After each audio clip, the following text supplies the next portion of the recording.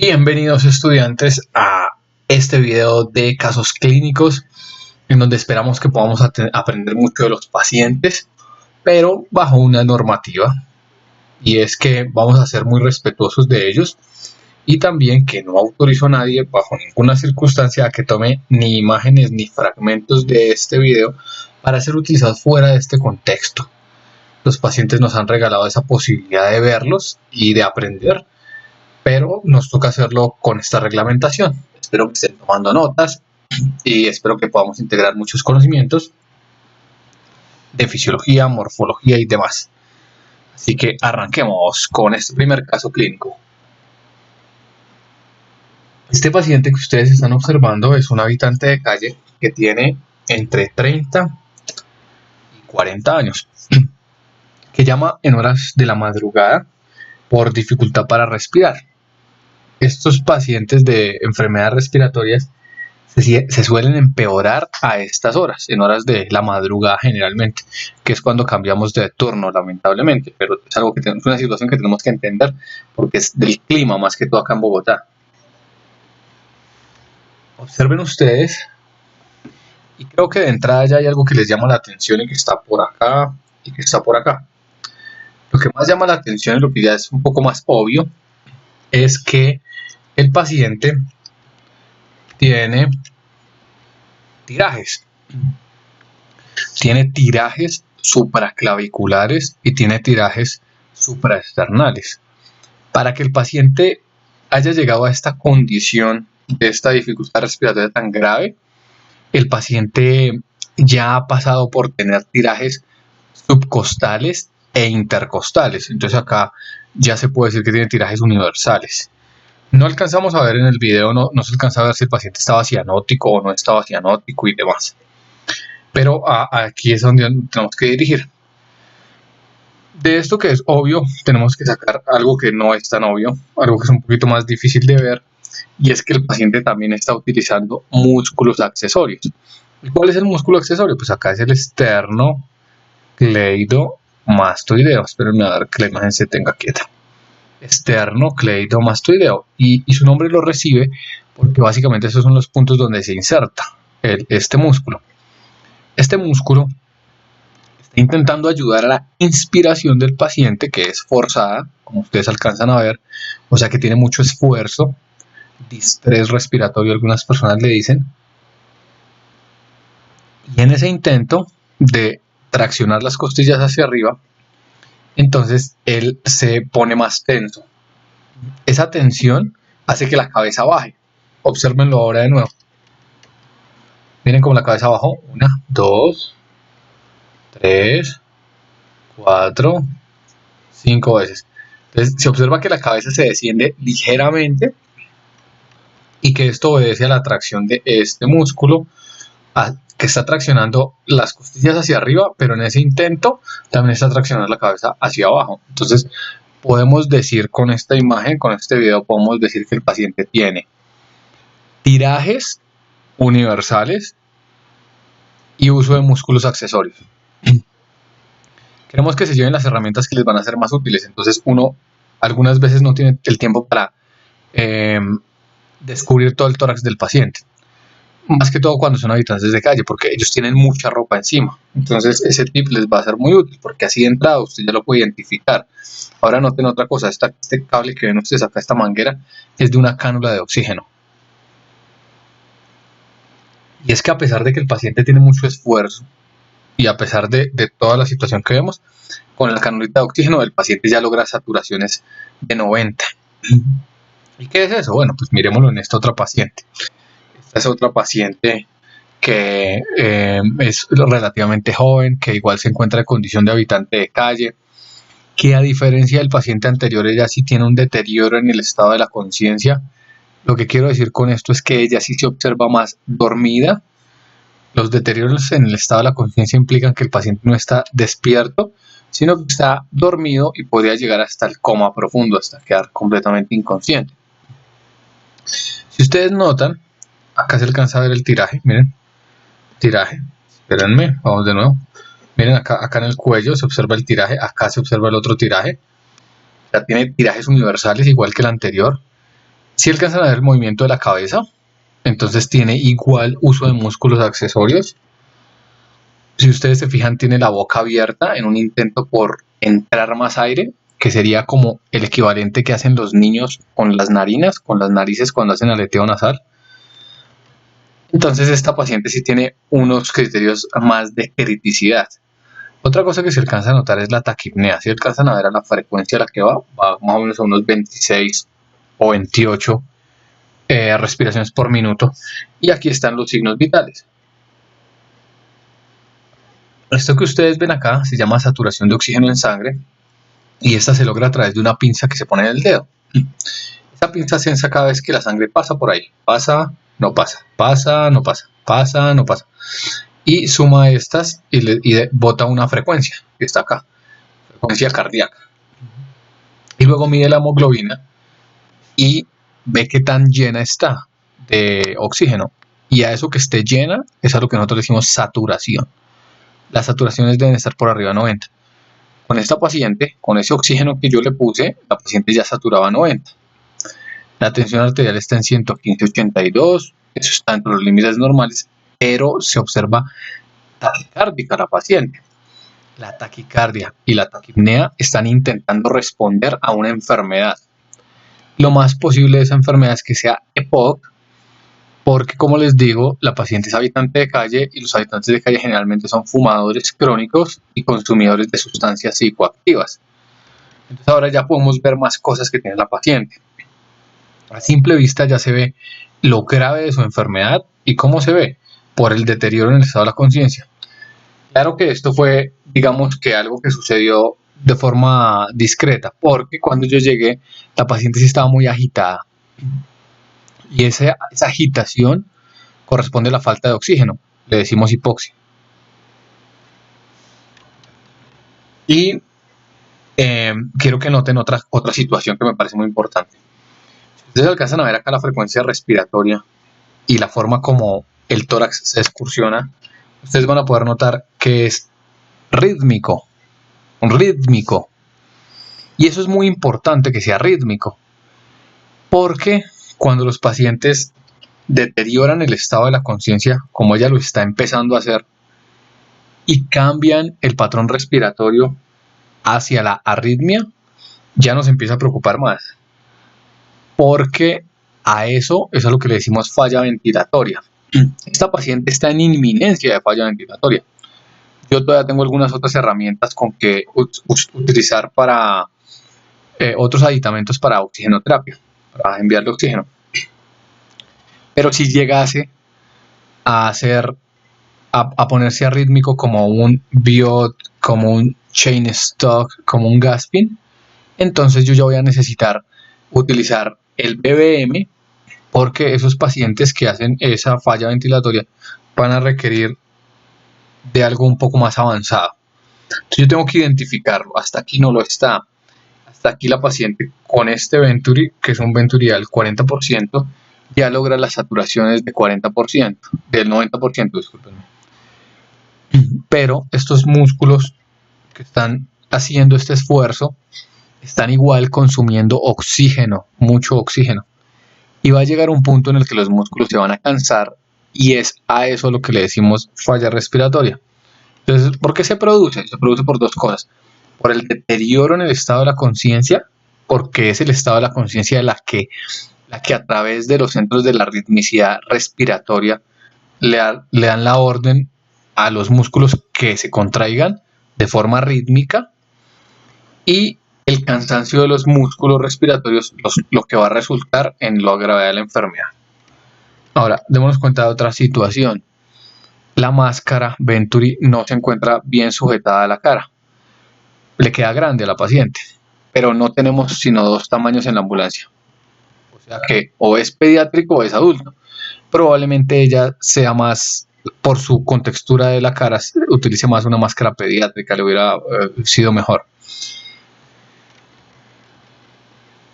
Para que quedara mejor adosada. Y de esa forma tal vez no necesitar un Venturi al 40, sino tal vez un Venturi al 35, un poco más bajo.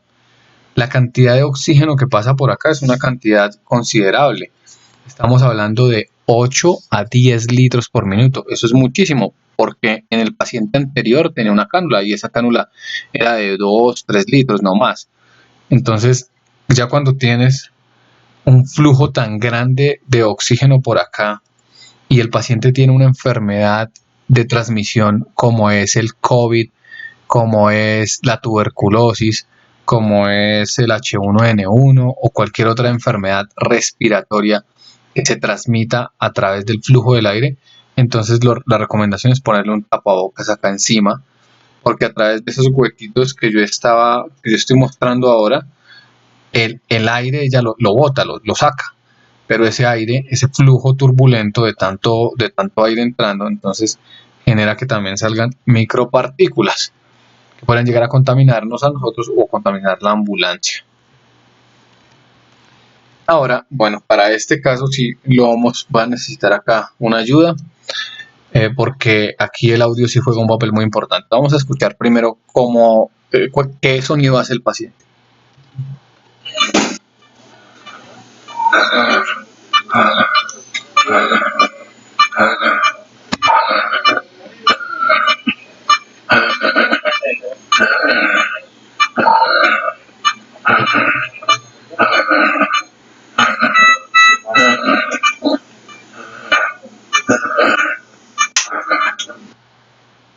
Ese sonido que ustedes acabaron de escuchar tiene un nombre, recibe un nombre. Se llama quejido respiratorio. El quejido respiratorio es un sonido que se produce al final de la inspiración e inicio de la expiración. Ahorita lo van a notar ustedes. ¿Y qué es lo que sucede? Que el paciente de forma inconsciente intenta cerrar la glotis para que haya más presión dentro del tórax y limite la salida del aire. Porque al hacer eso aumenta la presión dentro del tórax y puede difundir más oxígeno.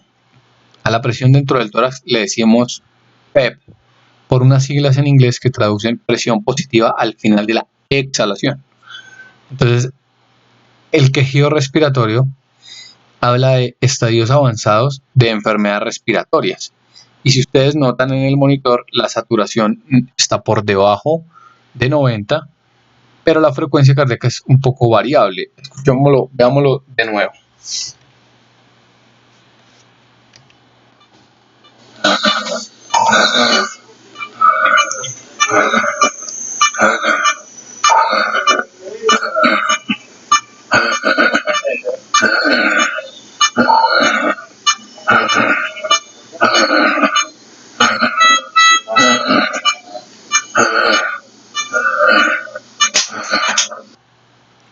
La frecuencia cardíaca se queda en 93.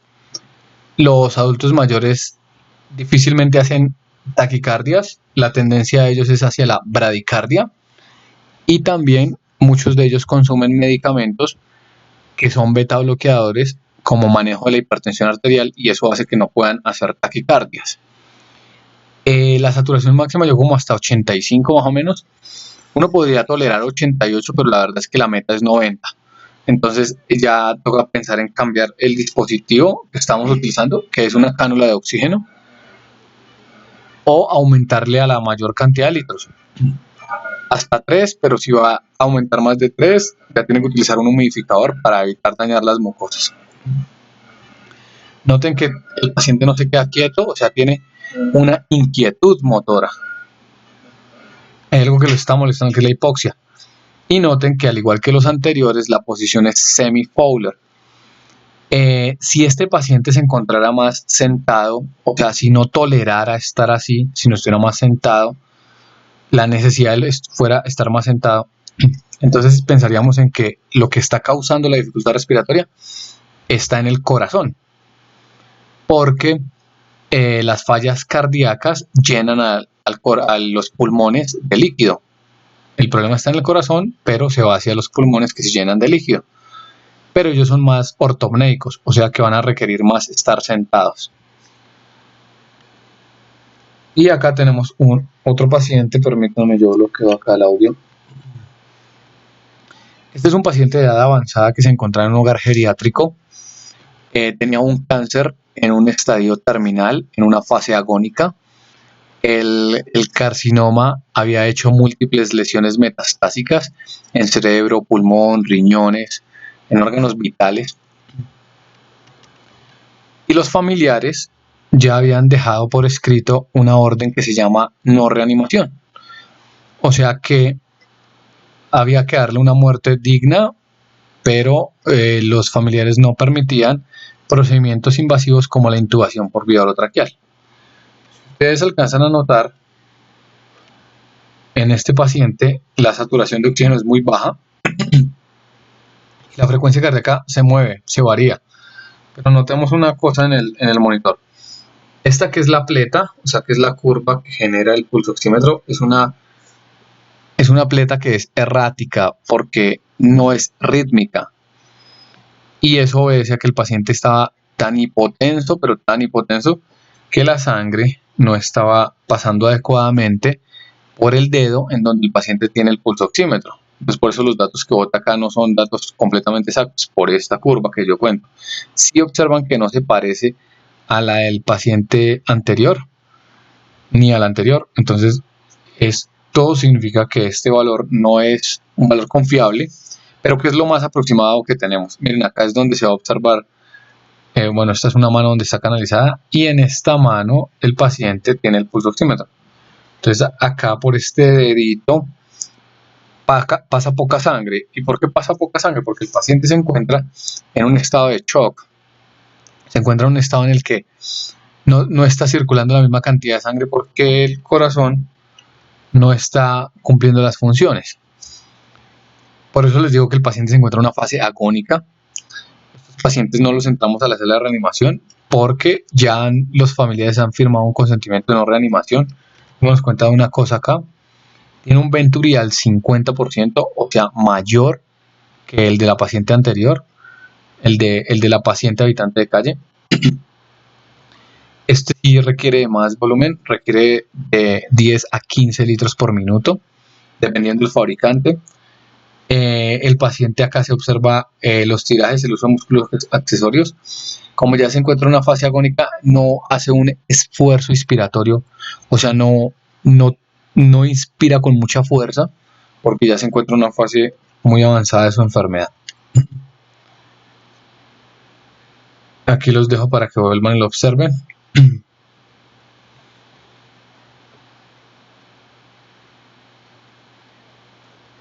También se observa taquipnéico. En una mano está canalizado porque, como les dije, lo encontré muy hipotenso. Y esta fase muy avanzada de la enfermedad ya es una fase que es irreversible. Ya le han hecho quimioterapia, radioterapias, operaciones, todo lo que se ha podido, pero ya en este estadio ya ha avanzado mucho la enfermedad y ya independiente de lo que yo le haga, el resultado es el mismo. El resultado es inminente. Entonces lo que hay que proporcionarle al paciente es dignidad. Entonces,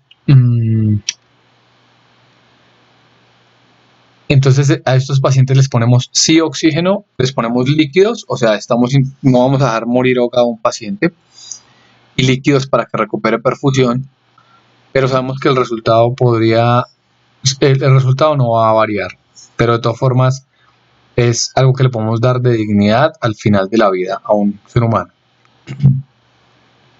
Y por último, vamos a ver un caso que ustedes van a poder ver en cualquier lugar, en cualquier institución.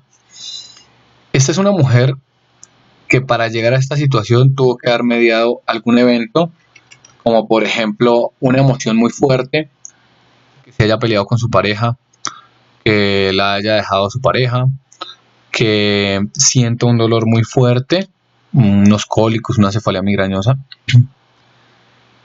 y eso a su vez la llevó a hacer una crisis de ansiedad.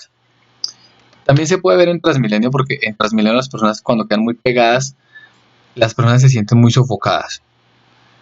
Pues no es que uno se ahogue en sí, o sea, el oxígeno está, pero es una sensación, por eso les digo que es algo psíquico. Entonces las personas se agitan, se exaltan, entran en ansiedad y la ansiedad los lleva a hacer este fenómeno que ustedes ven que se llama hiperventilación. Esta frecuencia a la que está respirando esta paciente es casi a una frecuencia de 60 a 65 respiraciones por minuto. Eso es muchísimo. Cuando usted se va enfrentado a una situación así, entonces tiene que preguntarse varias cosas. ¿Cuál es el contexto? ¿Qué fue lo que llevó a esta paciente a esta situación? ¿Qué estaba haciendo? ¿Tiene alguna enfermedad previa? Porque si la paciente previamente es sana, sería muy extraño que hiciera una dificultad respiratoria tan grave como para tenerla en esta condición. Y lo otro es si tiene otros signos de dificultad respiratoria diferentes a la taquipnea. Quiero decir, usa músculos accesorios, está cianótica, si le pongo un pulsoxímetro está hipóxica, por debajo de 90, o si pasa lo contrario. Y lo contrario es que no tenga ninguno de los anteriores y la saturación de oxígeno esté elevada. Entonces esta paciente lo que tiene es una crisis de ansiedad.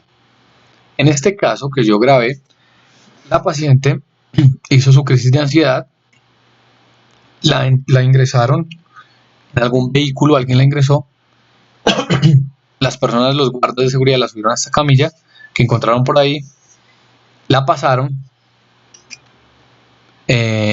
y duró ahí en la sala de espera del hospital de Santa Clara. Uno puede durar mucho tiempo. Entonces ella estuvo ahí y cuando notó que nadie le estaba prestando la atención que tal vez ella estaba buscando, entonces la paciente sola empezó a regular la frecuencia respiratoria, porque eso es algo que uno puede hacer de forma consciente. Empezó a respirar más despacio. Cuando se sintió mejor, se paró y se fue. Entonces eso habla que la enfermedad no era tan grave como se pensaba. Claro, cuando los pacientes tienen hipoxia y signos de dificultad respiratoria, van a requerir oxígeno, como este paciente que está al lado. Pero muy diferente a esta paciente. Porque lo que yo les quiero decir con esta paciente es que lo que me dio en que la paciente llegara a esta condición fue un evento psíquico, psicológico o emocional. En algunos casos dolor. Entonces eso es algo que se puede manejar de otra forma y que los puede llegar a confundir en la gravedad del paciente. Cualquier persona podría pensar que este paciente está muy grave, muy crítico, pero la verdad es que está pasando por una crisis de ansiedad. Y cuando usted le habla y logra reducir su ansiedad y decirle que usted está aquí para ayudarlo, y si usted puede quitar lo que le está generando la crisis de ansiedad, como por ejemplo los familiares o como por ejemplo la pareja, si usted lo retira del escenario, los pacientes generalmente mejoran.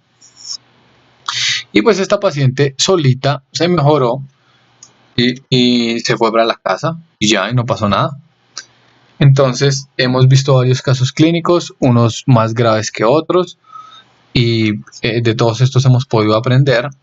Este que observan ustedes acá es el Dr. Bernal, es un médico del siglo XIX, es un médico estadounidense, y él tenía un aforismo que me parece muy bueno para nosotros. Dice: el ojo no ve, la mano no toca, el oído no escucha lo que la cabeza no piensa.